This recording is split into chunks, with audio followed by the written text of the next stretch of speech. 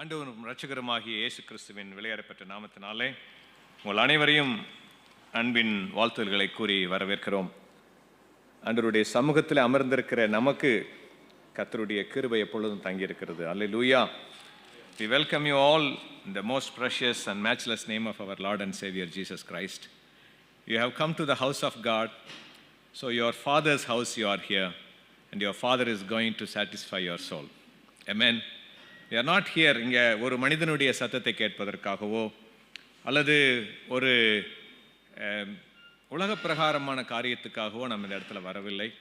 நாம் வந்திருப்பது ஆண்டவருடைய வார்த்தையை கேட்கும்படியாக, கர்த்தர் நம்மோடு பேசுவதை கேட்கும்படியாக, நம்முடைய தகப்பன் நம்மோடு பேசுவதை பிள்ளைகளாக அமர்ந்து கேட்கும்படியாக வந்திருக்கிறோம்.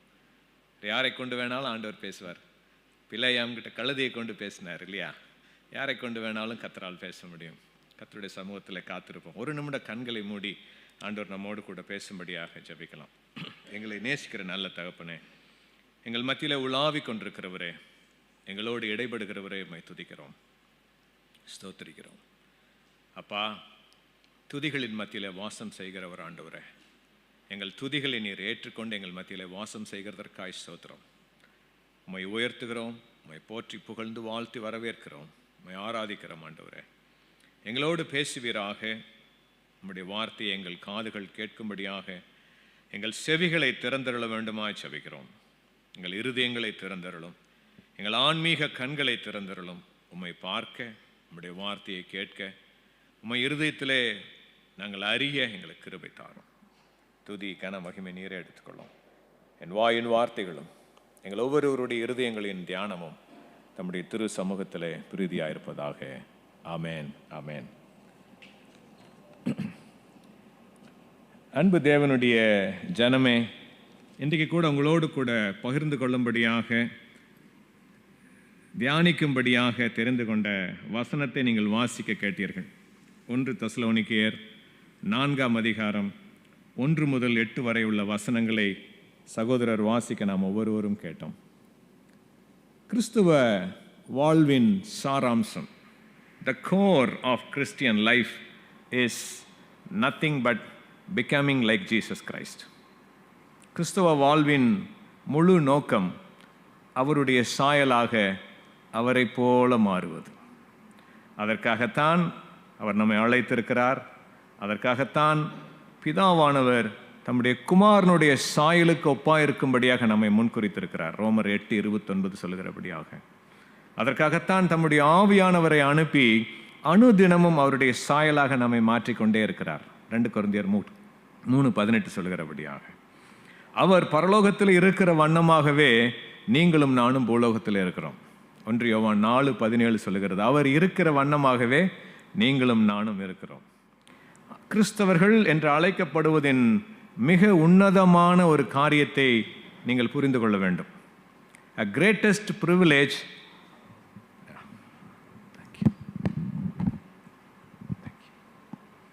greatest privilege to be called as Christians is. நம்ம நினைக்கலாம், அநேக காரியங்களை குறித்து நம்ம நினைக்கலாம்.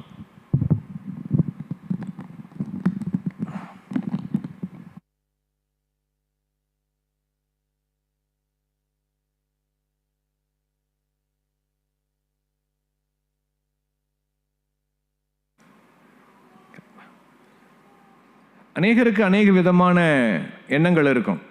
ஏன் நாம் கிறிஸ்தவர்களாக மாறினோம்? ஏன் ஆண்டவரை ஏற்றுக்கொண்டோம்? எதற்காக? பாவத்திலிருந்து விடுதலை கிடைப்பதற்காக, நோயிலிருந்து சுகம் அடைவதற்காக, கட்டுகளிலிருந்து விடுதலை அடைவதற்காக, இல்லையா?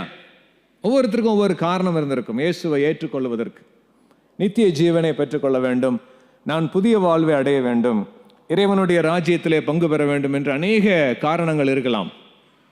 அதற்கு எல்லாவற்றுக்கும் மேலாக உங்களையும் என்னையும் ஆண்டவர் அழைத்ததின் நோக்கம், கர்த்தர் பிதாவாகிய தேவன் உங்களையும் என்னையும் தன்னுடைய குமாரராக குமாரத்தைகளாக அழைத்ததின் நோக்கம் மகா உன்னதமான நோக்கம். சாதாரண சிம்பிள் ரீசன் அல்ல. a great reason, a great privilege. நீங்களும் நானும் கிறிஸ்துவின் சாயலாக மாற வேண்டும் என்பது. அதற்காகத்தான் மகிமையின் நம்பிக்கையாக கிறிஸ்து உங்களுக்குள்ளே எனக்குள்ளே வாசம் பண்ணி கொண்டிருக்கிறார். கொலோசியர் 1:27 சொல்லுகிறபடியாக, Christ is a living hope of glory living inside of us. அப்போ அவருடைய சாயலாக நாம் மாறுவதற்கு அவரை போலவே நம்மை உருவாக்கி கொண்டிருக்கிறார். எப்படி நசரேயனாகிய இயேசுவாக குமாரனாகிய தேவன் இந்த உலகத்திலே உலாவினாரோ, எப்படி இரத்தமும் மாம்சமும் சதையுமாக மனித உருக்கொண்டு உலாவினாரோ, அந்த குமாரனுடைய சாயலாகவே இருப்பதற்காக உங்களையும் என்னையும் அவர் முன்குறித்திருக்கிறார். அதற்காகத்தான் நம்மை உருவாக்கி கொண்டே இருக்கிறார். Christ in you is Christian. You in Christ is Christian life. கிறிஸ்துவுக்குள் வாழ்வது, கிறிஸ்து நமக்குள் வாழ்வது தான் கிறிஸ்தவ வாழ்வு. அப்படி அவருடைய சாயலாக மாறும் பொழுது ஒரு மிக முக்கியமான ஒரு குணாதிசயத்தை, important character, an important aspect of God himself, he is producing in us. உங்களுக்குள்ளும் எனக்குள்ளும் தேவ சாயலின் மிக பெரிய ஒரு அம்சமாகிய ஒரு காரியத்தை கர்த்தர் நமக்குள்ளே செய்து கொண்டிருக்கிறார். அதுதான் பரிசுத்தம், holiness. அநேக கிறிஸ்தவ சபைகளிலே இந்த பரிசுத்தம் என்ற காரியத்தை குறித்து கூட பேச தயங்குவது ஒரு காரணம். ஆனால் ஆண்டவருடைய பிள்ளைகளாக நாம் மாறுவதற்கு மிக மிக முக்கியமான ஒரு அம்சம் என்னவென்றால், அவருடைய அன்பிலே நாம் வளருகிறோம், அவருடைய கனிகளிலே நாம் வளருகிறோம், அவருடைய சாயலாக நாம் மாறுகிறோம் என்றால் அவருடைய பரிசுத்தத்திலும் நாம் வளரும்படியாக அழைக்கப்பட்டிருக்கிறோம். You and me are called to be in the image of Jesus Christ and to be in the holiness of the Lord Jesus Christ. அப்போ ஆண்டவர் நம்மை அழைத்ததின் நோக்கத்தை நான் சொன்னேன். அது மட்டுமல்ல, அதை அவர் நமக்கு என்ன செய்திருக்கிறார்? கட்டளையாக கொடுத்திருக்கிறார். 1 பேதுரு 1:16 வாசிக்கும் பொழுது, நான் பரிசுத்தர், நீங்களும் எனக்கேற்ற பரிசுத்தராய் இருப்பீர்களாக. 1 பேதுரு 1:16 வாசிங்க பிரதர். பரிசுத்தராய் இருங்கள் என்று எழுதியிருக்கிறது என்று எழுதியிருக்கிறது. எங்க எழுதியிருக்கு? லேவியராகமம் 20 7 வாசிங்க.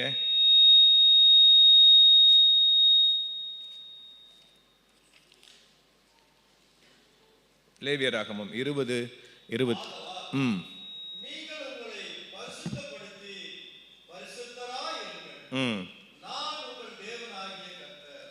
நான் உங்கள் தேவனாகிய கர்த்தர், நீங்கள் பரிசுத்தமாய் இருங்கள். 26 லேவியராகமம் 20:26.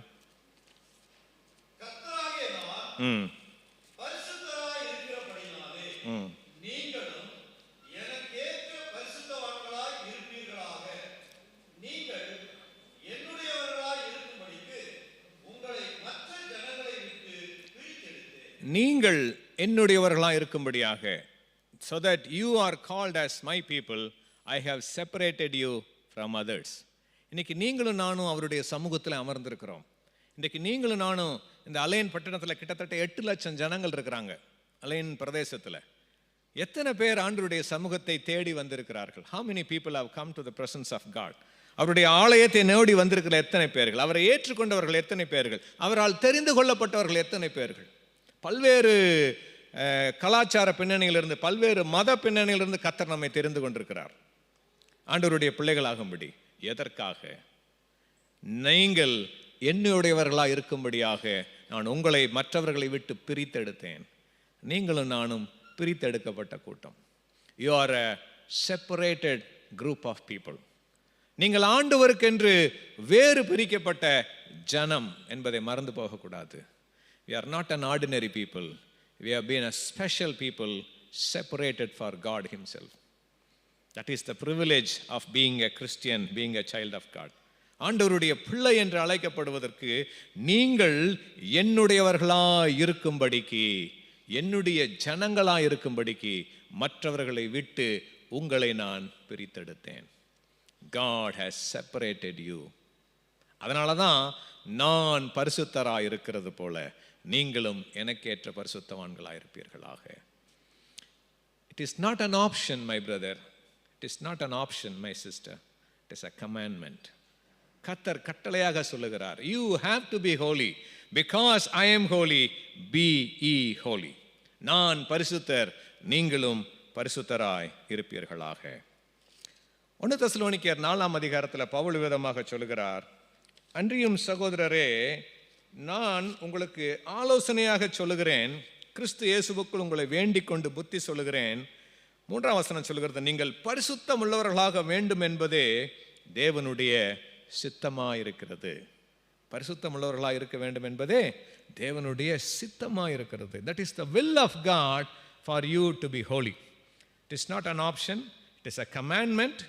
ஆண்டவருடைய கட்டளை, இரண்டாவது ஆண்டவருடைய சித்தம், மூன்றாவது அது உங்களுடைய என்னுடைய அழைப்பு. எபிரேயர் 3ஆம் அதிகாரத்தில் முதல் வசன விதமாக சொல்லுகிறது. எபிரேயர் 3:1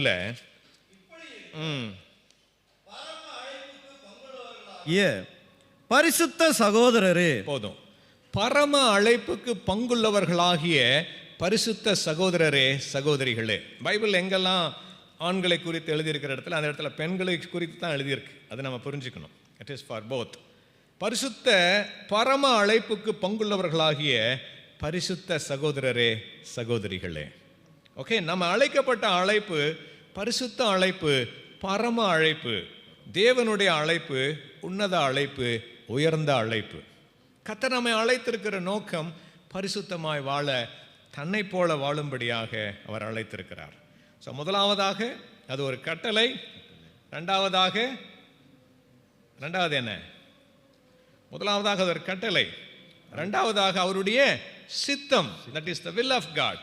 மூன்றாவது அது உங்களுடைய அழைப்பு, நம்முடைய அழைப்பு. 3 காரியங்கள். நாம் பரிசுத்தராக இருக்க வேண்டும், அவர் பரிசுத்தராக இருக்கிறது போல நாமும் பரிசுத்தராக இருக்க வேண்டும்.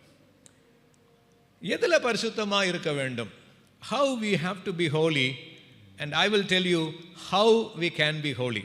2 காரியம். பரிசுத்தம் சொல்றீங்களே, எதில் பரிசுத்தமாக இருக்க வேண்டும்? ரெண்டாவது, எப்படி பரிசுத்தமாக வாழ்வது? பெரிய கேள்விக்குரிய. உலகத்தில் பொதுவாக சொல்லுகிற காரியம் என்னவென்றால், ஒரு மனிதனாலும் பரிசுத்தமாக வாழ முடியாது. ரைட்? உலகத்தில் இருக்கிற காரியங்கள், நாம் கடந்து சென்று கொண்டிருக்கிற காரியங்கள் மிகவும் துன்மார்க்கத்துக்கு ஏதுவான, மிகவும் பாவத்துக்கு ஏதுவான காரியங்கள். பரிசுத்தமாய் வாழ்வது என்பது கதைகளில் எல்லாம் படிக்கிறது, எழுத்தில் மட்டும்தான் இருக்கும் அப்படிங்கிற ஒரு நிலைமை. ஆனால் ஆண்டவருடைய வார்த்தை சொல்லுகிறது அது முடியும். கர்த்தருடைய வார்த்தை சொல்லுகிறது, it is possible that you and me are holy. ஏன்னா ஆண்டவர் சொன்னார்னா அது காரணம் இல்லாமல் இருக்கவே இருக்காது. சும்மா சொல்லவே மாட்டார்.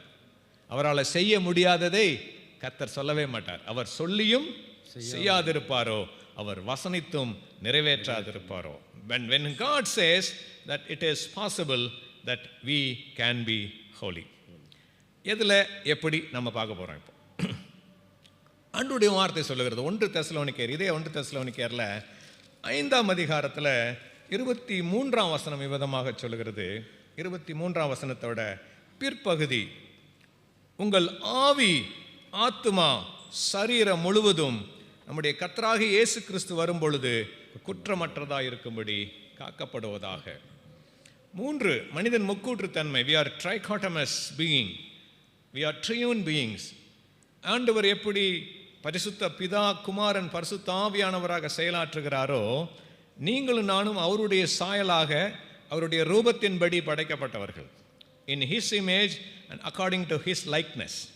ஓகே, அப்போ அதே போலவே நம்மையும் ஆவி, ஆத்துமா, சரீரமாகிய முக்கூறுகளாக படைத்திருக்கிறார். he has produced, he has created us as a trichotomous being, as a triune being. இப்போ 3ம் பரிசுத்தமாக இருக்கும்படி காக்கப்பட வேண்டும். 3ம், ஆவி, ஆத்துமா, சரீரம். நமக்கு எல்லாத்துக்கும் தெரியும், சரீரத்தை பற்றி தெரியும். நம்முடைய பரிசுத்தம் என்று சொல்லப்படும் பொழுது நம்முடைய நமக்கு ஞாபகத்துக்கு வருவது சரீரத்தில் உள்ள பரிசுத்தம். ஆனால் எங்கே பரிசுத்தம் ஆரம்பிக்கிறது என்றால் நம்முடைய ஆவி மனிதனில் பரிசுத்தம் ஆரம்பிக்கிறது. அங்கே தான் பரிசுத்தம் ஆரம்பிக்கும். Everything it starts with your inner man. இன்னும் சொல்லப்போனால், நம்ம இங்கே உட்காந்துருக்கிறோம் இல்லையா, நம்ம எல்லாமே நம்ம கிடையாது. ஆக்சுவலாக நமக்குள்ள ஒரு ஆவி மனிதன் இருக்கிறான். அவன் தான் நம்முடைய உண்மையான நான், உண்மையான நீங்கள். அவன் எப்படி இருந்தான்? ஆணுக்கும் பெண்ணுக்கும் ஆவி மனிதன் தான், ஆவி மனுஷி கிடையாது. சரியா? சரீரத்தில் தான் நம்ம sexually we are gender wise we are different. ஆனால் உள்ளுக்குள்ள ஆவி மனிதன் ஒரே மாதிரி தான் இருக்கும். சரியா? அப்போ அந்த ஆவி மனிதன் ஆண்டவரால் சிருஷ்டிக்கப்பட்ட பொழுது பரிசுத்தமாக சிருஷ்டிக்கப்பட்டான். அவனுடைய ஆவி, ஆத்துமா, சரீரம் மூன்றுமே பரிசுத்தமாக சிருஷ்டிக்கப்பட்டது. ஆதி ஏதேன் தோட்டத்தில் ஆண்டவர் சிருஷ்டித்த பொழுது அவருடைய சாயலாக சிருஷ்டிக்கப்பட்டபடியால் மனிதன் பரிசுத்தமாக இருந்தான். Man was created holy like God. When sin entered, பாவம் பிரவேசித்த பொழுது அந்த பரிசுத்தம் மங்கி போய், பரிசுத்தம் மாறி போய், உருக்குலைந்து பரிசுத்தத்தை இழந்து போய் தேவ மகிமையை இழந்து போனான்.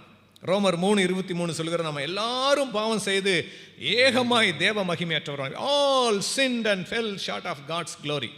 ஆண்டவருடைய மகிமையிலிருந்து விழுந்து போன, பரிசுத்தத்திலிருந்து விழுந்து போன நிலைமையிலே மனிதன் தள்ளப்பட்டான். அந்த நாளிலே நடந்தது என்னவென்றால், ஆவிக்குரிய மரணம் சம்பவித்தது. There was a spiritual death happened when man sinned against God. ஆவி மனிதன் செத்து போய், then man lived only in two ways. அவனுடைய ஆத்மாவும் சரீரம் மட்டும்தான் வாழ்ந்துட்டு இருந்திருக்கு. ஆத்மா என்று சொல்லப்படும் பொழுது தட் இஸ் யுவர் பர்சனாலிட்டி, உங்களுடைய ஆள் தத்துவம். What you think, what you want to do and what your emotion desires, this is you are. உங்களுடைய பர்சனாலிட்டி இஸ் உங்களுடைய எண்ணங்கள், உங்களுடைய சித்தம், சுய சித்தம், உங்களுடைய உணர்வுகள். இதுதான் நம்முடைய பர்சனாலிட்டி. இந்த பர்சனாலிட்டியை வெளிக்கொண்டு வருவதற்காகத்தான் இந்த சரீரம் கொடுக்கப்பட்டிருக்கிறது. என்ன நினைக்கிறோம் அதை செய்ய விரும்பும் பொழுது சரீரத்தின் மூலமாக செய்கிறோம். எதை பார்க்க வேண்டும் என்று நினைக்கும் பொழுது கண்களின் மூலமாக பார்க்கிறோம். எதை கேட்க வேண்டும் என்று நினைக்கும் பொழுது காதுகள் மூலமாக கேட்கிறோம். What your soul wants, your body does it. Understand this concept. என்னென்னவெல்லாம் உங்களுடைய இருதயத்தில் அல்லது உங்களுடைய ஆத்மாவிலே வெளிவருகிறதோ அதை சரீரம் செய்கிறது. அப்போ ஆத்மாவும் சரீரமாக இருக்கிற மனிதன், ஆவி மனிதன் மரித்து போய்விட்டான். ஆண்டவராகிய இயேசு கிறிஸ்து வந்து தன்னுடைய ஜீவனை கொடுத்து மனிதனாக வந்து பரிசுத்த இரத்தத்தை சிந்தி அந்த மீட்பை அருளும் வரை ஆவி மனிதன் மரித்த நிலைமையில தான் வாழ்ந்து கொண்டிருக்கிறது. Either it is dead or dormant. அந்த dormantங்கிற வார்த்தையை நான் சொல்றேன். Dormant means he cannot do anything. He is like a dead. ஒன்றும் பண்ண முடியாது, செயலிழந்த நிலைமை. When you accept the Lord Jesus Christ, ஆண்டவராக இயேசு கிறிஸ்துவை நாம் ஏற்றுக்கொண்ட பொழுது முதல் காரியம் என்ன நடந்தது தெரியுமா? You were resurrected in your spirit man. முதலாவது நம்முடைய ஆவி மனிதனிலே நாம் உயிர்த்தெழுந்தோம். We are resurrected in the spirit man by the Holy Spirit of God. ஆண்டவருடைய ஆவியானவர் நமக்குள்ளே நம்முடைய இருதயத்தை, நம்முடைய ஆவியை உயிர்ப்பித்தார். நம்முடைய ஆவி மனிதன் உயிரடைந்தது. இதைத்தான் மறுபிறப்பு என்று சொல்கிறோம். We call it as a born again experience. A born again as a new creature, as a new birth, a new person is in your spirit man. இதனால தான் நம்ம ஆவியில மறுபிறப்பு அடைந்த பிறகும் கூட still we are struggling is this reason. Because only your spirit man has been sanctified. அந்த மனிதன் பரிசுத்தமாக்கப்பட்டான். வசனம் எங்க சொல்லுது? 1 கொரிந்தியர் 6:17 வாசிங்க பிரதர். 1 கொரிந்தியர் 6:17. அப்படியே கர்த்தரோடு இசைந்திருக்கிறவனும் அவருடனே ஒரே ஆவியாய் இருக்கிறான். அவருடனே ஒரே ஆவியாய் இருக்கிறான். என்ன ஆவி? பரிசுத்த ஆவியானவரோட இசைந்த ஆவி மனிதனாக மாறுகிறோம். நம்முடைய ஆவி மனிதன் பரிசுத்தமாக்கப்படுகிறான். This is the first thing which happens. All of us, அவரை ஏற்றுக்கொண்ட அத்தனை பேர்களுடைய ஆவி மனிதனும் மறுபிறப்படைந்த, உயிர்த்தெழுந்த, புதிதாக்கப்பட்ட, மறுரூபமாக்கப்பட்ட புதிய மனிதன், பரிசுத்த மனிதன். எபிரேயர் 2:24 வாசிக்கிறோம். எபேசியர்ல என்ன சொல்லியிருக்கிறாரு? அவருடைய சாயலாக சிருஷ்டிக்கப்பட்ட புதிய மனுஷனை தரித்துக் கொள்ளுங்கள். 4:24, எபேசியர் 4:24. மெய்யான நீதியிலும் பரிசுத்தத்திலும் தேவனுடைய சாயலாக சிருஷ்டிக்கப்பட்ட புதிய மனுஷனை தரித்துக் கொள்ளுங்கள். பரிசுத்தத்தில் புதிதாக சிருஷ்டிக்கப்பட்ட புதிய மனுஷன். This is your spirit man which has been holy and sanctified. Put on a new man which was created according to God in true righteousness and holiness. So நம்முடைய எல்லா நம்முடைய ஆவி மனிதன் பரிசுத்தமாக்கப்பட்ட மனிதன். அப்போ இன்னும் 2 இடம் பாக்கி இருக்கு, ஆத்துமா, சரீரம். இந்த 2 இடம் பரிசுத்தமாக்கப்பட வேண்டியது இருக்குது. ஆத்துமாவில் 3 காம்பனன்ட் சொன்னேன். ஒன்று உங்களுடைய எண்ணங்கள், தாட்ஸ். 2வது உங்களுடைய உணர்வுகள், இமோஷன்ஸ். 3வது சுயசித்தம். ஆண்டவர் மனிதனை படைக்கும் பொழுது அவன் பாவம் செய்வதற்கான முதல் காரணமே ஆண்டவர் கொடுத்த சுயசித்தம் தான், self will. He gave the power to choose from good and evil. மனிதனுக்கு நன்மை தீமை இன்னதென்று தெரிந்து கொள்ளத்தக்கதான சுயசித்தத்தை கொடுத்திருக்கிறார். இன்னைக்கு வரைக்கும் நம்மளுக்கு அதுதான் இருக்கு. இந்த சுயசித்தத்தில் தேவன் கூட தலையிடுவதில்லை. You have to understand, in your self will, even God will not interfere. This is very careful. When you want to live a holy life, this is a very important aspect. அவருடைய சுயசித்தத்தை தேவன் ஒரு பொழுதும் தொடுவதே கிடையாது. நம்மளாக ஒப்பு கொடுக்க வேண்டும்.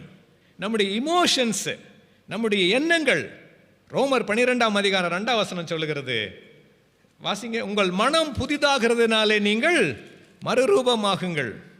வாசிங்க. நீங்கள் இந்த பிரபஞ்சத்திற்கு ஒத்த வேஷம் தெரியாமல் தேவனுடைய நன்மையும் பிரியமும் பரிபூரணமான சித்தம் இன்னதென்று பகுத்தறியத்தக்கதாக உங்கள் மனம் புதிதாகிறதுனாலே மறுரூபமாகுங்கள். அப்போ இந்த பரிசுத்தமாக்கப்படுதல் எங்க ஆறுதுன்னா, 2வது ஆத்மாவில் வரும் பொழுது நம்முடைய மனம் புதிதாக்கப்பட வேண்டும், மறுரூபமாக்கப்பட வேண்டும், எண்ணங்கள் மறுரூபமாக்கப்பட வேண்டும். This is the work of the Holy Spirit which He is doing right now in your life. This is called sanctification, பரிசுத்தமாக்கப்படுதல். அந்த லேவியராகமம் 20ஆம் அதிகாரம் 8ஆம் வசனத்தை வாசிச்சீங்கன்னா ஒரு அருமையான வார்த்தை இருக்கும். அதை திருப்ப சொல்லியிருப்பார். உங்களுக்கு அநேகருக்கு தெரிந்த வார்த்தை, ஜெகோவா மெகாதேஷ். ஓகே, என் கட்டளைகளை கை கொண்டு நடவுங்கள், நான் உங்களை பரிசுத்தமாக்குகிற கர்த்தர். நான் உங்களை பரிசுத்தமாக்குகிற கர்த்தர். பரிசுத்தமாக்கிய கர்த்தர் அல்ல, பரிசுத்தமாக்க போகிற கர்த்தர் அல்ல, பரிசுத்தமாக்குகிற கர்த்தர். It's a present tense. The sanctification which God does in your life and my life is current present tense. நம்மை மறுரூபமாக்கிக் கொண்டே இருக்கிறார், நம்மை பரிசுத்தமாக்கிக் கொண்டே இருக்கிறார். நம்மை பரிசுத்தமாக்கினார் ஆவி மனிதனிலே, நம்முடைய ஆவிக்குரிய நம்முடைய ஆத்துமாவிலே நம்மை பரிசுத்தமாக்கிக் கொண்டே இருக்கிறார். எங்க ஆரம்பிப்பார்? முதல்ல உங்களுடைய தாட்ல, ஃபர்ஸ்ட் மைண்டில். மனம் புதிதாகிறதுனாலே மறுரூபமாக்கப்பட வேண்டும். 2வது செல்ஃபில். செல்ஃபில்க்கு வந்துட்டு ஒரு மிக முக்கியமான காரியம், God will not interfere until you surrender your self-will upon the altar. என்னுடைய சுய சித்தம் இல்லை, நம்ம விருப்பம் நம்மளுடைய ஆசைகள், டிசையர்ஸ் இருக்கு இல்லையா, பயங்கர ஸ்ட்ராங்காக இருக்கும்.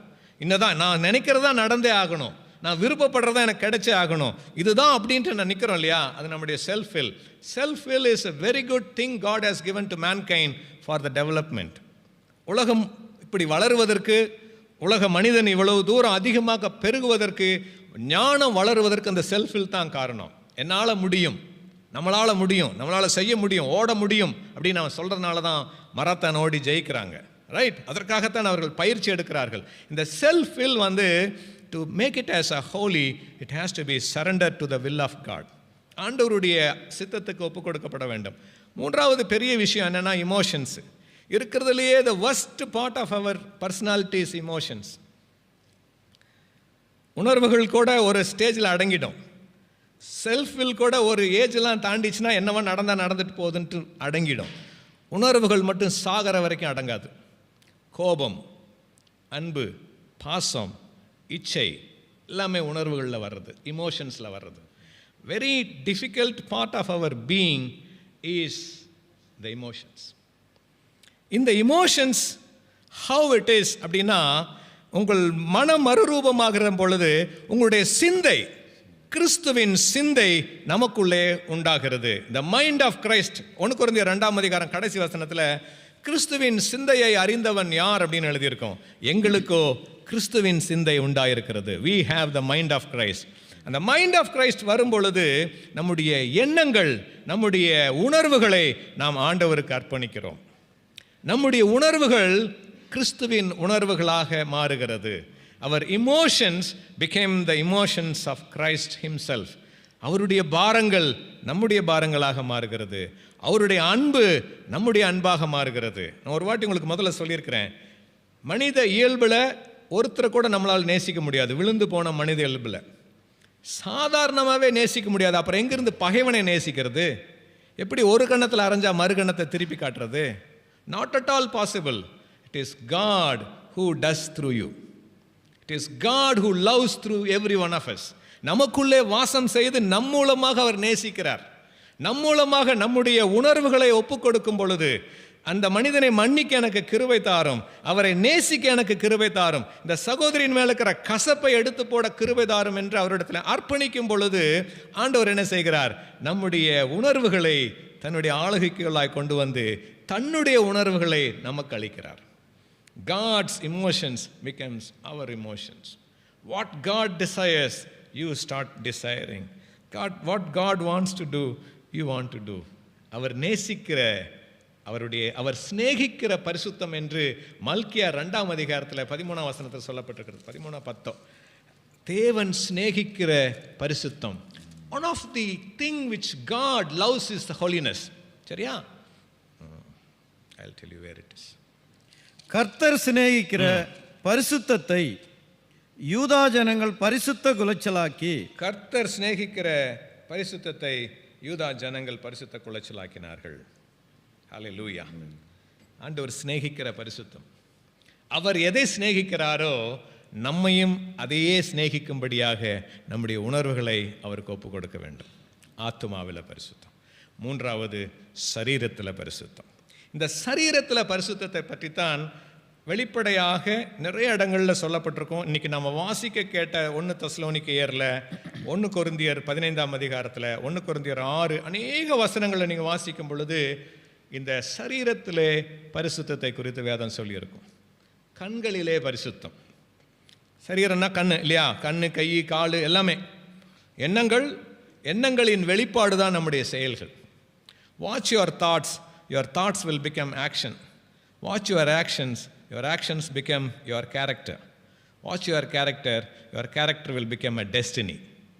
இது ஒரு காமன் வேர்ல்டு உலக பிரகாரமாக சொல்லுகிற பழமொழி.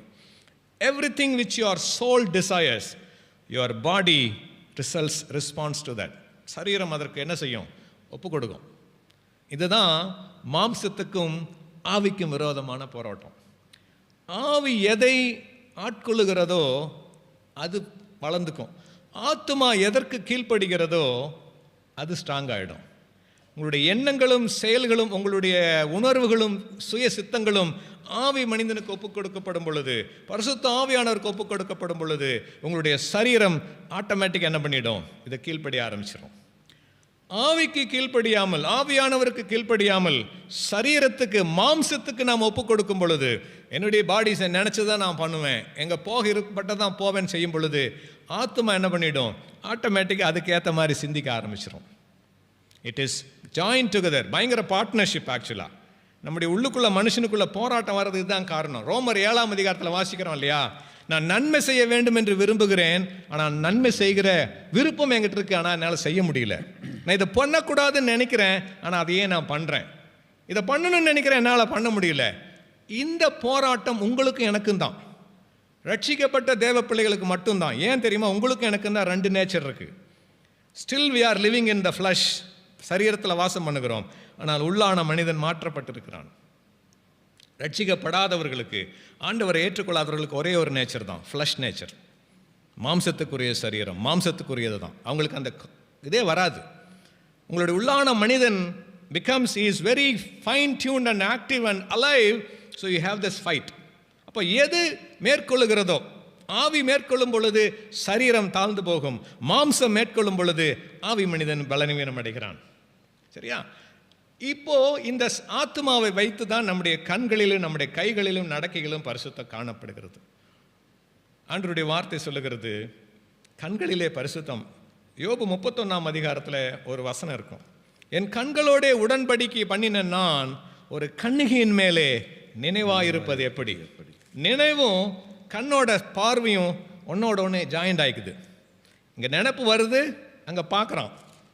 இங்கே பார்க்கணும்னு நினைக்கிறான், அங்கே பார்த்துட்றான். அதனால தான் ஆண்டவர் சொன்னார் மத்தேயு 5ஆம் அதிகாரத்தில் 27ஆம் வசனம் தான் அது, மத்தேயு 5. ஆமாம், மத்தேயு 5:27 சொல்கிறாரு, ஒரு ஸ்திரீயை இச்சையோடு விபச்சாரம் செய்யாதிருப்பாயாக. விபச்சாரங்கிறது ஒரு பாவம், நமக்கு எல்லாத்துக்கும் தெரிந்த பரிசுத்தம் அப்படின்னு சொல்ல வந்தாலே எல்லாரும் மனசுலையும் ஓடுறது விபச்சாரம், வேசித்தனம், இந்த மாதிரி காரியங்களை தான் நினச்சிட்டு இருப்போம். ஆனால் ஆண்டவர் எதிர்பார்க்கிற பரிசுத்தம் ஈவன் ஸ்மால் திங்ஸ் ஆல்சோ, நம்முடைய எண்ணங்களிலும் கூட, நம்முடைய நடக்கைகளிலும் கூட. ஒரு பொருளை நாம் இச்சை அப்படிங்கிறது நம்ம சாதாரணமாக இச்சையை என்ன பண்ணிடுறோம், we connected to the flesh. But not only that, ஒரு சாப்பாடு நம்ம இதைத்தான் சாப்பிட்டாகணும்னு இருக்கிறோம்ல, அது இச்சை. ஒரு பொருள் நமக்கு வந்தே தீரணும் அப்படின்னு சொல்லி அதுக்காக என்ன வேணாலும் பண்ணுறோம் இல்லையா, அது இச்சை, lust. That is what called the lust of the eyes, lust of the flesh and pride of life. 1 யோவான் 2ஆம் அதிகாரம் 14ஆம் வசனத்தில் கண்களின் இச்சை, மாம்சத்தின் இச்சை, ஜீவனத்தின் பெருமை அப்படின்னு சொல்கிறோம். அப்போது ஆண்டவர் சொல்கிற மாதிரியே நம்ம சொல்கிறோம் பாருங்க, விபச்சாரம் செய்யாதிருப்பாயாக என்று பூர்வத்தாருக்கு உரைக்கப்பட்டிருக்கிறது. That is the flesh, the bodily act. ஆனால் ஒரு ஸ்திரீயை இச்சையோடு பார்க்கிற எவனும் அவளோட விபச்சாரம் செய்தாயிற்று. இது ஆண்களுக்கும் பொருந்தும், பெண்களுக்கும் பொருந்தும். ஒரு ஆணை இச்சையோடு பார்க்கிற எந்த ஸ்திரீயும் அவனோடு கூட விபச்சாரம் செய்தாயிற்று. எந்த பொருளை நமக்கு வேணும்னு நினைச்சு நம்ம அதுக்காக ஓடி அலைகிறோமோ அப்பொழுது என்னவாயிட்டோம், நம்முடைய கண்களின் இச்சையில நம்ம விழுந்து போயிட்டோம். இப்போ கண்களின் பரிசுத்தம் என்பது எங்கிருந்து வருது? எண்ணத்திலிருந்து ஆரம்பிக்குது. பார்க்கணும் அப்படிங்கிற எண்ணம். இப்போ எங்கே நடக்கணும் காரியம்? நம்முடைய ஆவி, ஆத்துமா ஆண்டவருடைய சமூகத்தில் ஒப்பு கொடுக்கப்பட வேண்டும் ஒவ்வொரு நாளும். அதனால தான் இப்போ ரோமர் 12ஆம் அதிகாரம் 1ஆம் வசனத்தில் வாசிச்சிங்கன்னா, உங்கள் சரீரங்களை பரிசுத்தமும் தேவனுக்கு பிரியமுமான ஜீவ பலியாக ஒப்பு கொடுக்க வேண்டும். பரிசுத்தமாக வாழ்வதற்கு 3 காரியத்தை நம்ம ஆண்டவருடைய சமூகத்தில் அர்ப்பணிக்க வேண்டும். பர்பஸாக சொல்லி அர்ப்பணிக்கணும். கண்கள், காதுகள், அவருக்கு பிடிக்காதவற்றை கேட்காதபடிக்கு காதுகளை அடைத்து கொள்ள வேண்டும். ஏசாயா 33:15 தான் அது. கண்களை, பொல்லாப்பை காணாதபடிக்கு தன் கண்களையும், அசுத்தமானவைகளை கேளாதபடிக்கு தன் செவிகளையும், பொல்லாப்பை கைகளையும், பரிதானங்களை வாங்காதபடிக்கு, செம்மையானவர்கள் தவறானவர்களை பேசாதபடிக்கு தன் வாயையும் அடைத்து கொள்ளுகிற அந்த நிலைமை உள்ளத்தின் ஆத்துமாவிலே தொடங்கி வர வேண்டும். கண்களிலே பரிசுத்தம். எதை பார்க்க வேண்டும், எதை பார்க்க கூடாது. முதல் முறை பார்ப்பது பாவம் அல்ல. முதல் முறை எல்லாரும் பார்த்துருவோம். ஈவன் ரோட்டில் போகும்போது we have to see certain things, அதை தவிர்க்க முடியாது. 2வது பார்வை பாவம். The second look will start producing the sin. The second look will produce the lust in our mind. திரும்ப பார்க்கும் பொழுது அது கவர்ச்சிக்கிறது நம்ம. It attracts us. We fall for that beauty, we fall for the goodness, we fall for whatever it is. We fall for that. Why? The second look becomes a sin. Second look will become third look. Third look will start working on your mind. Then it finally results in our physical action. கண்களில் பரிசுத்தம். 2வதாக நடக்கைகளில் பரிசுத்தம். Your character. 1 பேதுரு 1:15 சொல்றாரு, உங்கள் வாசிங்க 1 பேதுரு 1:15.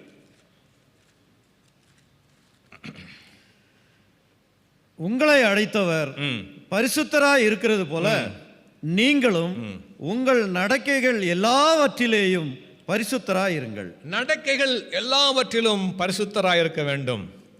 நீங்கள் நிறைய பேர் குவாலிட்டியில் ஒர்க் பண்ணியிருப்பீங்கன்னு நினைக்கிறேன். What is quality? Doing the right thing always, whether someone sees or not seeing. பார்த்தாலும் பார்க்காவிட்டாலும் நன்மையானவைகளே செய்ய நடக்கைகளில் பரிசுத்தம். ஒருத்தரவங்க பார்க்குறாங்கங்கிறது செய்கிறது அது வெளிப்பட ஒரு வேஷம், ஆக்ஷன். வேற யாரும் பார்க்காத பொழுது, யாருமே நமக்கு சூப்பர்வைஸ் பண்ணுறதுக்கு ஃபிசிக்கலாக யாரும் இல்லை என்று இருக்கிற சூழ்நிலையிலே என்னை காண்கிற தேவன் இருக்கிறார், என்னை பார்த்து கொண்டிருக்கிற ஆண்டவர் இருக்கிறார் என்கிற உணர்வு ஒவ்வொருவருக்கும் நம்முடைய உள்ளத்தில் இருக்கும் பொழுது நம்முடைய நடக்கைகளிலே பரிசுத்தம் வரும். The character, actions, every conduct of us should be holy. That's what God expects us. மூன்றாவது, கைகளில் பரிசுத்தம். சரீரத்திலிருந்து நான் பேசிட்டு இருக்கிறேன், ஒவ்வொரு சரீர பார்ட்ஸ்க்கு. கைகளில் சுத்தம். வசனம் சொல்லுது, சங்கீதம் 15:5, சங்கீதம் 24:4, கைகளில் சுத்தம் உள்ளவனும் இருதயத்தில் மாசு இல்லாதவனுமாயிருந்து. சங்கீதம் 15:5, சங்கீதம் 24:4, கைகளில் சுத்தமுள்ளவனும் இருதயத்தில் மாசில்லாதவனும். our hands should be clean. ஒரு தேவ மனிதர் மரிக்கும் முன்பதாக தன்னுடைய மகனை அழைத்து சொன்னாராம். எல்லாத்துக்கும் தெரிஞ்ச ஒரு தேவ மனிதர் தான். அவர் சொன்னாராம், மகனே, என்னுடைய my hands are clean, now I'm going to the Lord. ஆண்டவர் இடத்துல நான் கடந்து செல்லுகிறேன், என் கைகள் இதுவரை நான் சுத்தமாக இருக்கிறது. இந்த கைகளினாலே நான் தவறானவற்றை நான் செய்யவில்லை. இந்த கைகளினாலே தவறான காரியங்களுக்கு நான் என்னுடைய கரங்களை கொடுக்கவில்லை. இந்த கைகளினாலே பரிதானங்களை நான் வாங்கவில்லை. I have never taken bribe in this hand. I have never done anything which is displeasing God through my hands. அதான் ஆண்டவருடைய வார்த்தை சொல்லுது, பரிதானம் வாங்காமலும் அப்படின்னு ஒரு வார்த்தை இருக்கும். சங்கீதம் 15:5 பரிதானம் வாங்காமலும் இருக்கும். Bribe became a common thing in our culture. வெகுமதி, பரிதானம், bribe, லஞ்சம், கையூட்டு, இதெல்லாமே என்னவாயிருச்சு, சாதாரணமாயிருச்சு. ஊரில் எல்லாம் போனோம்னா அது அப்படிதான், அது கொடுத்தா தான் வேலை ஆகும், அண்டர் த டேபிள், இந்த மாதிரி நிறைய காரியங்கள் இருக்கு. பரிதானம் கொடுப்பதும் பாவம்தான், பரிதானம் வாங்குவதும் பாவம்தான். ஆண்டவர் எதிர்பார்க்கறது அதுதான். சரியா? ஒருவேளை அது கொடுக்கலைன்னா அது நடக்காது அப்படின்னாக்கா கர்த்தருக்கு சித்தம் இல்லைன்னு அர்த்தம். விட்டுட்டு வர்றதுக்கு தைரியம் வேணும். கர்த்தர் கொடுப்பார். பரிசுத்தம் அவர் தருகிற பரிசுத்தம் அவர் செய்வார். அவருக்கு சித்தம் இல்லாதது ஒன்றுமே எனக்கு வேண்டாம் என்கிற மனநிலை நமக்கு வர வேண்டும். If you don't like anything, I don't want it, Lord. If you don't like anything in my life, let it not come to my life. இந்த ஆட்டிடியூட் ஒவ்வொரு தேவ பிள்ளைக்கும் வர வேண்டும். உமக்கு பிடிக்கலையா, எனக்கு வேண்டாம். $1 மில்லியன் கொடுத்தாலும் சரி, ஆண்டவருடைய சித்தம் இல்லை என்றால் வேண்டாம். மாட மாளிகை எழுதி வைக்கிறார்கள் என்றாலும் கூட உமக்கு பிரியமில்லைன்னா வேண்டாம். That self will has to come from us. நமக்கிட்ட இருந்து வரணும். ஆவியானவர் உதவி செய்வார். அடுத்ததாக இன்னும் பார்த்தீங்கன்னாக்கா நம்முடைய வார்த்தைகள் 1 கொரிந்தியர் 15:33 விதமாக சொல்லுகிறது. 1 கொரிந்தியர் 15:33 ஆகாத சம்பாஷணைகள் நல்ல ஒழுக்கத்தை கெடுக்குமா. ஆகாத சம்பாஷணைகள், அன்வான்டட் காசிப், அன்வான்டட் டாக்ஸ், தேவையில்லாத காரியம், தேவையில்லாத பேச்சு, சம்பந்தம் இல்லாத பேச்சு, சும்மா காசிப் அடிக்கிறது நல் ஒழுக்கத்தை அது கெடுக்குமாமா. அடுத்ததாக எபேசியர் 3:5 எபேசியர் 5:3 வரைக்கும் நம்ம வாசிக்கும் பொழுது ஆண்டவருடைய வார்த்தை சொல்லுகிறது, மேலும் பரிசுத்தவான்களுக்கு ஏற்றபடி வேசித்தனமும் மற்றெந்த அசுத்தமும் பொருளாசையும் ஆகிய இவைகளின் பேர் முதலாய் உங்களுக்குள்ளே சொல்லப்படவும் கூடாது. இந்த பேர் முதலாய் உங்களுக்குள்ளே சொல்லப்படவும் கூடாது வசனம் சொல்லுகிறது. இது வரலையா?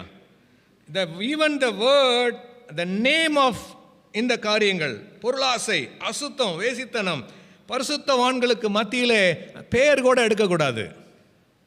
அப்படியே வம்பும் புத்தியீனமான பேச்சும் பரியாசமும் தகாதவைகள். புத்தியீனமான பேச்சு, அது இங்கிலீஷ்ல இங்க போட்டீங்கன்னா மற்றவங்களுக்கு தெரியும். வம்பும் புத்தியீனமான பேச்சும் பரியாசமும் தகாதவைகள்.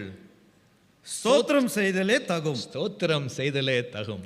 வம்பு பேசணும்னு நினைச்சா வம்பு பேசாம ஸ்தோத்திரம் பண்ணிடலாம். பரியாசம் பண்ணணும்னு நினைச்சா அது பேசாம ஸ்தோத்திரம் பண்ணிடலாம். ஆண்டவரே உமக்கு ஸ்தோத்திரம் ஸ்தோத்திரம் ஸ்தோத்திரம் அப்படின்ட்டு. காசிப் அடிக்கணும்னு தோணுச்சுன்னா ஸ்தோத்திரம் பண்ணிடலாம். It's a practical solution. ஆண்டவருடைய வார்த்தை சொல்லுது, நான் அப்படியே சொல்றேன். அடுத்தது, விபச்சாரக்காரனாவது அசுத்தனாவது விக்கிரகாராதனைக்காரனாகிய பொருளாசைக்காரனாவது தேவனுடைய ராஜ்யமாகிய கிறிஸ்துவின் ராஜ்யத்திலே சுதந்திரம் அடைவதில்லை என்று அறிந்திருக்கிறீர்களே. Very clear my brother, my sister. தேவனுடைய ராஜ்யத்தில் நமக்கு பங்கு இல்லை. என்ன வேணாலும் சொல்லிக்கலாம், என்ன வேணாலும் சப்பக்கட்டு கட்டலாம். வசனம் சொல்லுகிறது, இப்படிப்பட்ட காரியங்களை செய்கிறவர்களுக்கு தேவனுடைய ராஜ்யத்தில் பங்கு கிடையாது. ஆண்டவர் என்னை ரட்சித்தாரு, நான் ஆண்டவருடைய பிள்ளை, நான் என்ன வேணாலும் செஞ்சுக்குவேன், எனக்கு கிருபை இருக்கு அப்படின்னு சொன்னால் நம்மை நாமே வஞ்சித்து கொண்டிருக்கிறோம். அடுத்த வசனம் வாசிங்க, 6ஆம் வசனம். இப்படிப்பட்டவைகளின் நிமித்தமாக கீழ்ப்படியாமையின் பிள்ளைகள் மேல் தேவ கோபாக்கினை வருவதால் ஒருவனும் உங்களை வீண் வார்த்தைகளினாலே மோசம் போக்காதபடிக்கு எச்சரிக்கையாயிருங்கள். ஒருவனும் வீண் வார்த்தைகளினாலே உங்களை மோசம் போக்காதபடிக்கு எச்சரிக்கையாயிருங்கள், அவர்களுக்கு பங்காளிகள் ஆகாதிருங்கள். Do not be partakers, do not be partners with these such people who are teaching like that. எங்கெல்லாம் இந்த மாதிரி போதனைகள் போதிக்கப்படுகிறதோ வெகு கவனமாக இருக்க வேண்டும், உதறி தள்ளிவிட்டு ஓடி வர வேண்டும். It is not according to the word of God. We are not to live a compromised life at all. நீங்களும் நானும் என்ன சொல்றது, காம்ப்ரமைஸ் பண்ணி வாழ்கிற வாழ்க்கைக்கு அழைக்கப்பட்டவர்கள் கிடையாது. நீங்களும் நானும் கலப்படமான வாழ்க்கைக்கு அழைக்கப்பட்டவர்கள் கிடையாது. You are not called to live an adulterated life, a compromised life. You and me are called to live uncompromised, unadulterated life. தேவ கோபாக்கனை வரும் என்று வசனம் சொல்கிறது. 1 கொரிந்தியர் 6:9-10 வாசிக்கும் பொழுது இதை இன்னொரு இடத்துல எப்படி சொல்லியிருக்கு, அநியாயக்காரர்கள் தேவனுடைய ராஜ்யத்தை சுதந்திரிக்கவில்லை என்பதை அறியீர்களா? வஞ்சிக்கப்படாதிருங்கள். வேசி மார்க்கத்தாரும் விக்கிரகாரக்காரன் சொல்லி திருடர் பொருளாசைக்காரன் அந்த பாவங்களை குறித்து சொல்லியிருக்கிறது. எபேசியர் 1 தெசலோனிக்கேயர் 4ஆம் அதிகாரம் இப்போ நம்ம வாசிக்க கேட்ட வசனத்தில் வாசிச்சிங்கன்னாக்கா 4ஆம் வசனத்திலிருந்து வாசிங்க. 1 தெசலோனிக்கேயர் 4:4. தேவனை அறியாத அஞ்ஞானிகளைப் போல மோக இச்சைக்குட்படாமல் உங்களில் அவனவன் தன் தன் சரீர பாண்டத்தை பரிசுத்தமாயும் கனமாயும் ஆண்டு கொள்ளும்படி அறிந்து இந்த விஷயத்தில் ஒருவனும் மீறாமலும் தன் சகோதரனை வஞ்சியாமலும் இருக்க வேண்டும். முன்னமே நாங்கள் உங்களுக்கு சொல்லி சாட்சியாக எச்சரித்தபடியே இப்படிப்பட்ட விஷயங்கள் எல்லாவற்றையும் குறித்து கர்த்தர் நீதியை சரி கட்டுகிறவராயிருக்கிறார். God is very particular. தேவன் நீதியை சரி கட்டுகிறவராயிருக்கிறார். He will definitely make sure it is judged. The Lord is the avenger of all such things. எல்லாத்துக்கும் ஆண்டவர் பேசிட்டு இருக்கிறார், எனக்கும் சேர்த்து தான். None of us are holy here. All are fallen sinners. இயேசுவின் இரத்தத்தினால கழுவப்பட்ட பாவிகள், இயேசுவின் இரத்தத்தினால கழுவப்பட்ட துன்மார்க்கர், என்னையும் சேர்த்து சொல்கிறேன். ஆண்டவருடைய வார்த்தை சொல்லுகிறதை நான் சொல்லியே ஆக வேண்டும். This is the word of God. We are called to live a holy life. தேவன் நம்மை, அடுத்த வசனம் பாருங்க, 7வது. தேவன் நம்மை அசுத்தத்திற்கு அல்ல பரிசுத்தத்திற்கே அழைத்திருக்கிறார். அடுத்த வசனம். ஆகையால் அசட்டை பண்ணுகிறவன் மனுஷரை அல்ல, தமது பரிசுத்த ஆவியை நமக்கு தந்தருளின தேவனையே அசட்டை பண்ணுகிறார். இந்த வசனத்தை வாசிக்கும் பொழுது எனக்கு கண்ணில் கண்ணீர் வரும். அசட்டை பண்ணுகிறவன் யாரை அசட்டை பண்ணுகிறானா? மனுஷரே அல்ல, பேசிட்டு இருக்கிறவனை கிடையாது, மற்ற சகோதரனையோ சகோதரியோ கிடையாது, தம்முடைய பரிசுத்த ஆவியை தனக்கு தந்தருளின தேவனை அசட்டை பண்ணுகிறானா. we are என்ன சொல்றோம் இங்கிலீஷ்ல என்ன போட்டிருக்கு? rejects. Who rejects this does not reject man but God. Are we rejecting God? Are we such a big people to reject God? நமக்கு கொடுக்கப்பட்டிருக்கிற கேள்வி இந்த கேள்வி தான். இதுதான், எப்படி பரிசுத்தமாக இருக்க வேண்டும். இன்னும் 2 நிமிஷத்தில் முடிக்கிறேன். எதிலெல்லாம் பரிசுத்தமாக இருக்கணும்னு பார்த்தோம் இல்லையா? கண்களிலே பரிசுத்தம், எண்ணத்திலே பரிசுத்தம், நடக்கைகளிலே பரிசுத்தம், கைகளிலே பரிசுத்தம், எல்லாவற்றிலும் பரிசுத்தம். எப்படி பரிசுத்தமாக வாழ்வது? What is the ABCD? ஏதாவது இருக்குதா? 3 காரியத்தை நான் சொல்கிறேன். அவர் நம்மை பரிசுத்தமாக்குகிற கர்த்தர். Full stop. ஜெஹோவா மக்காதேஷ். கோதேஷ் மீன்ஸ் பரிசுத்தம். மக்கோதேஷ் பரிசுத்தமாக்குகிற ஜெஹோவா கர்த்தர். நம்மளால் பரிசுத்தமான வாழ்வு வாழ முடியாது. Only God can live a holy life through you and through me. உங்கள் மூலமாக, என் மூலமாக, உங்களுக்குள்ளே எனக்குள்ளே இருந்து செய்கிறவர் அவர்தான். Be encouraged. We are all in the same level. நம்ம எல்லாரும் அதே லெவலில் தான் இருக்கிறோம். We need God to live a holy life. We need Jehovah Mekadesh to live a holy life. அந்த வசனம் நம்ம வாசித்த வசனம் தான். லேவியராகமம் 20:8 தான். லேவியராகமம் 20:8, நானே உங்களை பரிசுத்தமாக்குகிற கர்த்தர். I am the one. வாசிங்க. என் கட்டளைகளை கைக்கொண்டு நடவுங்கள், நான் உங்களை பரிசுத்தமாக்குகிற கர்த்தர். அவருடைய கட்டளைகளை கைக்கொண்டு நடக்கும் பொழுது அவர் நம்மை பரிசுத்தமாக்குகிறார். He is the one who sanctifies us. 2வது, அவருடைய வார்த்தையை நமக்கு கொடுத்திருக்கிறார். இந்த வார்த்தை நம்மை பரிசுத்தமாக்குகிறது, நம்மை கழுவி பரிசுத்தப்படுத்துகிறது. வசனம் சொல்லுகிறது சங்கீதம் 119:9, வாலிபன் தன் வழியை எதினால் சுத்தம் பண்ணுவான்? உடைய வசனத்தின்படி தன்னை காத்துக்கொள்ளுகிறதுனால் தானே. உடைய வசனத்தின்படி தன்னை காத்துக்கொள்ளுகிறதுனால் தானே. வசனம் பரிசுத்த வசனம். 2 தீமோத்தேயு 3:15 சொல்லுகிறது பரிசுத்த வேத எழுத்துக்கள். பரிசுத்த வேத எழுத்துக்கள், holy scriptures. Scriptures are holy. வார்த்தை பரிசுத்தம் உள்ளது. அதனால தான் பரிசுத்த வேதாகமும் நம்ம கையில் வச்சுட்டு இருக்கிறோம். It's a holy Bible, a holy words. That words are given for us to make us holy. அவருடைய வார்த்தை நம்மை பரிசுத்தமாக்குகிறது. மூன்றாவது, நம்முடைய குள்ளே இருக்கிற பரிசுத்த ஆவியானவர் நம்மை பரிசுத்தமாக்கி கொண்டிருக்கிறார். 2 கொரிந்தியர் 3:18 சாயலாக மாற்றுகிறவர்னு பார்த்தோம். 1 கொரிந்தியர் 6:11 நம்முடைய தேவனுடைய நாமத்தினாலும் அவருடைய ஆவியினாலும் நீங்கள் பரிசுத்தமாக்கப்பட்டீர்கள். 1 கொரிந்தியர் 6:11. உங்களில் சிலர் இப்படிப்பட்டவர்களாய் இருந்தீர்கள், ஆயினும் கர்த்தராகிய இயேசுவின் நாமத்தினாலும் நமது தேவனுடைய ஆவியினாலும் கழுவப்பட்டீர்கள். கர்த்தராகிய இயேசுவின் நாமத்தினாலே நம்ம கழுவப்பட்டோம், பரிசுத்தமாக்கப்பட்டோம், நீதிமான்களாக்கப்பட்டோம். We are being washed by the blood of Jesus, in the name of Jesus, by the Holy Spirit.